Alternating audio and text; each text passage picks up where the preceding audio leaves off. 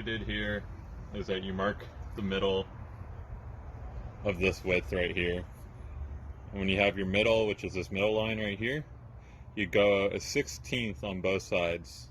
That's what those two markings are. And you do that a little bit further up as well. So now that you have two markings, you want to draw a straight line from both of the outer markings. Line it up. So what you did here was the middle line, and then you took a 1/16 on both sides. You did the same thing all the way down through the paddle, and from there you connect the lines, so you have the width of your paddle going all the way through down to the bottom of the blade. It's a little bit difficult, but at the same time this is art.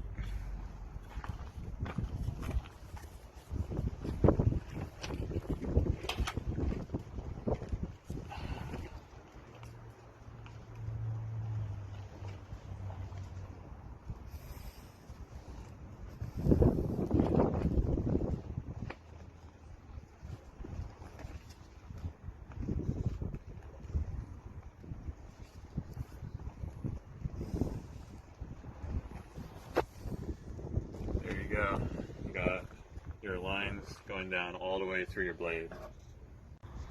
What Senior has done here, he has marked the start of the blade and the end of the shaft, also known as the handle, and he has marked the thick point of the blade, where you can see there's a bump here and here. He marks it right here, and you go from the edge of the handle to the same side line of where he marked the thickness of the blade.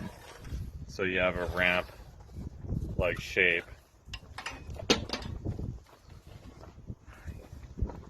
And he does the same thing on the other side, from the thickness of the handle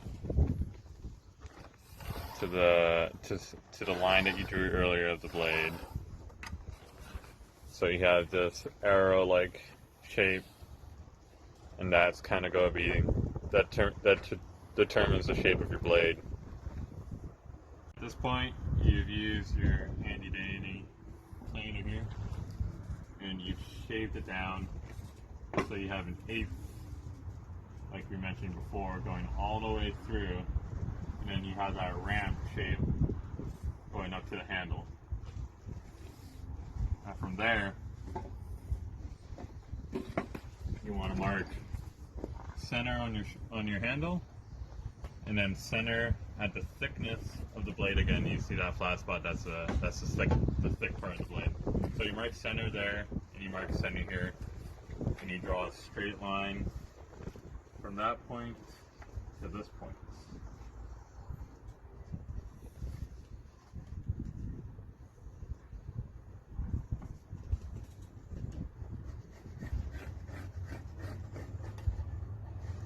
Now this line is very important because it's the spine of the blade. And the spine of the blade is kind of what you kind of want it to keep thick, so it has some base to it, so that it stays structural.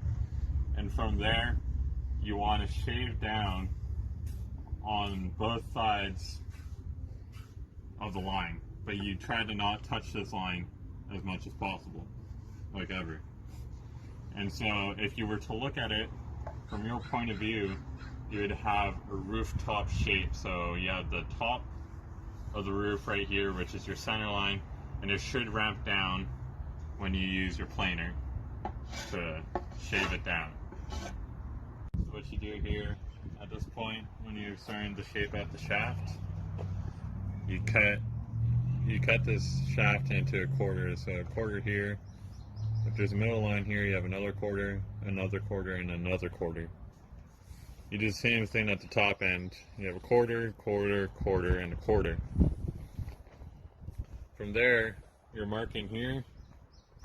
So you're marking up here. You'll take a ruler as such,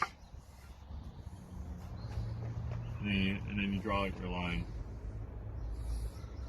And you do that on every single side.